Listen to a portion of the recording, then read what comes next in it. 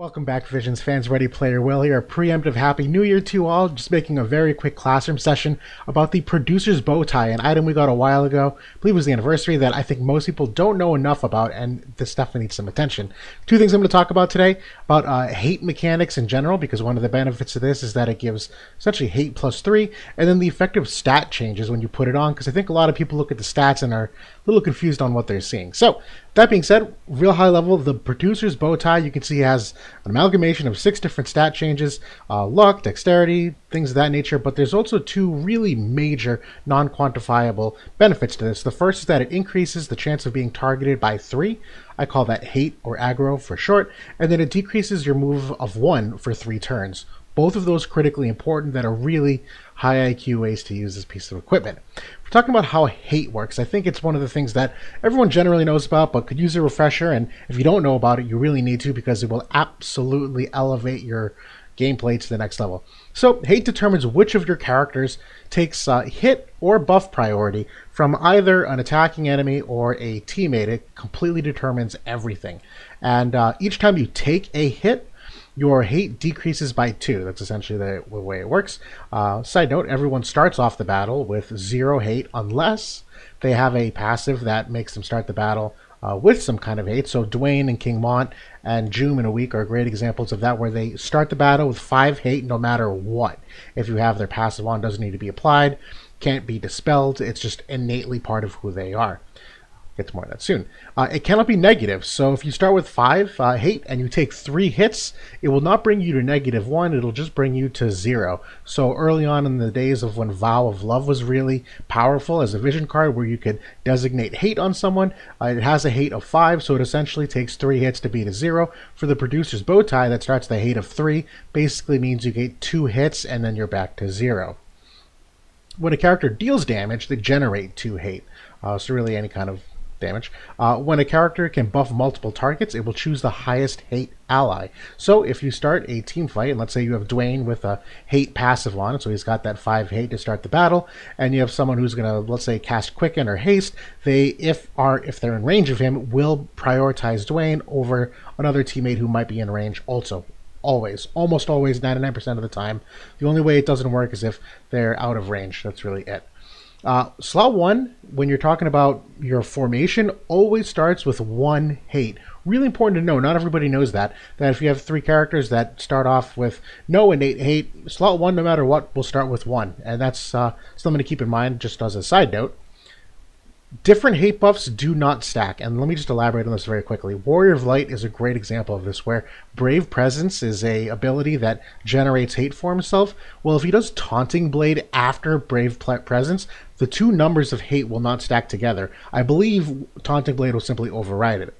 Just some little side note to note, but technically if it is the same ability, it will continue to stack. So Taunting Blade 2 times in a row will multiply that effect. Still need to research that just a little more, but that was what the initial research seemed to show.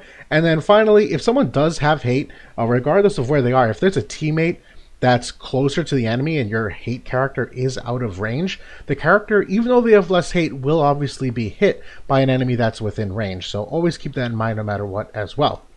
What's the TLDR? About the importance, it will affect initial teammate buffs and will affect initial enemy movement. So one of the most important things when we're talking about teammate buffs that the bow tie may do, and you may have seen this in the light meta currently, is that Engelbert tends to be the slowest person on the field. Well, theoretically, if he's slot 1, he starts off with 1 hate. Let's say there's an Elena next to him, and let's say there's a Jaden in slot 3. We did this in our guild for a long time as part of the macro.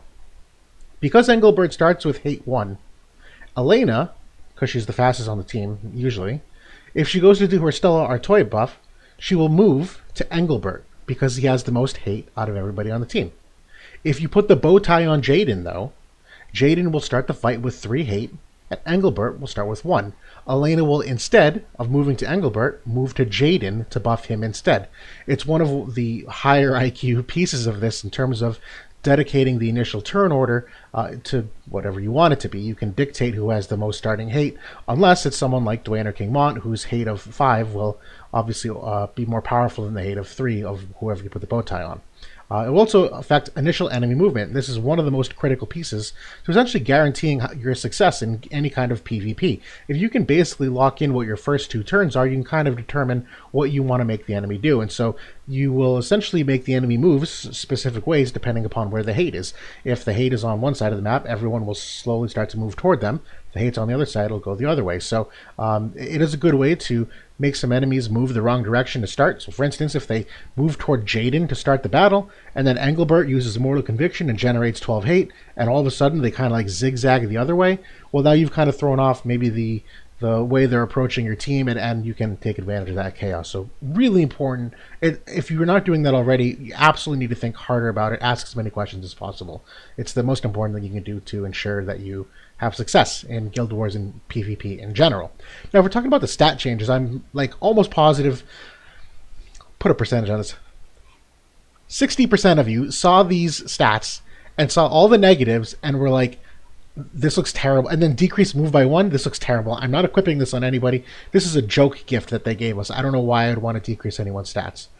Well, you have to also keep in mind, and there's a lot going on here in terms of what overlaps and what works, that there is an increase of luck of 77, which is intermingled with a handful of these. And so if we're talking about what dexterity affects, so you have dexterity of minus 99, well, it affects your accuracy and your critical hit rate. But if you're talking about what luck affects, it's your accuracy, evasion, and critical evasion. So there's a lot of moving pieces here by what that 77 luck does for you in terms of increasing your accuracy, increasing your crit avoid. The long story short, I actually have the math here to what it all nets out to. So net evasion, and this is give or take like a percentage. There's some rounding here, and characters are all a little bit unique in that there is some rounding in how really is, but this is pretty close. Evasion is basically like plus 1 or 2%. Basically nothing, let's call it that. So essentially, although you are minus 30 evade percentage points, 77 luck roughly equates to about 31% of evasion, so it basically offsets. If you're talking accuracy, although you have accuracy down of 5%, and dexterity down of 99%, a luck of 77% will offset both those, and actually more so than the decreases. Your accuracy is actually a net positive of about 7%. If you're talking about your critical hit rate, although that is scaling off dexterity, and dexterity is decreasing by 99, you technically have a crit rate buff of 38% here. The net effect of the two of those is actually a small crit rate buff of 7%. And then finally, crit evasion, although you are getting a crit avoidance down of 16%, luck of 77 basically offsets it so that it's effectively 0% change to your critical evasion rate. Overall, it's a very slight buff to a couple of these stats that you may not have known otherwise, because you obviously see a lot of negatives there. Effectively doesn't really change a lot for the character, but basically just makes it so that you can utilize the hate plus 3 and the decrease move of 1. If we're talking about the importance of the move, decrease of 1, I think a lot of people are underrating that. Some may see it as a penalty, but it actually can be a very good thing, and primarily 2 ways. Number 1, ranged characters will not move forward as fast. I think Jaden earlier was a great example of this, where obviously you want him to be as far from the enemies as possible within reason so that he can hit them, but you also don't want him to move too forward across the battlefield and get himself too close to the enemies where he's suddenly caught up in AoE, or if he starts to generate hate because he is doing damage, that all of a sudden he's in range because he's got more hate than Engelbert. The bottom line is he will not move forward as fast because he has 1 less move. Secondarily, if you have characters that have crazy high amounts of mobility, someone like Unkillable Zazan, who's got a move of 4, well, this brings him back to normal, where he's essentially got a move of 3. And it basically reins in how quickly he can cross the battlefield. So if you're having problems where he moves too far ahead and he uses an ability rather than using his courage or his re-raise, well, using the producer's bow tie might be a way to decrease his movement so that he uses a buff instead of potentially getting in range and attacking an enemy. Really high IQ things that drastically change the outcome of the battle overall. And then if you're considering, although, yeah, you're giving your Dwayne, or giving your Zazan, you're giving your Zazan essentially a plus 3 hate to start. Well, theoretically, if he was a move of 4 and he's going straight ahead, he's probably going to be in range of enemies anyway. So it's not like the extra plus 3 hate is going to make it so that they're not going to attack him. If he's in range, they're going to attack him anyway. But at least now this way, he will slowly decrease his hate every time he gets attacked.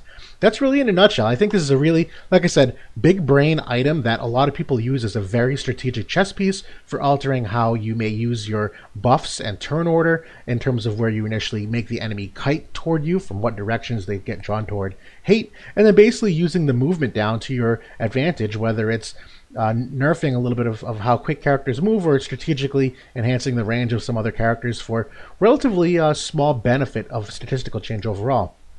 That's everything I wanted to talk about. Thanks so much for watching. Have a happy new year. Hope you learned a lot. As always, questions, comments, concerns, all below in the comment section. Happy to respond. Really appreciate the feedback I've been getting so far, everybody. So thanks for watching, and I'll talk to you all soon.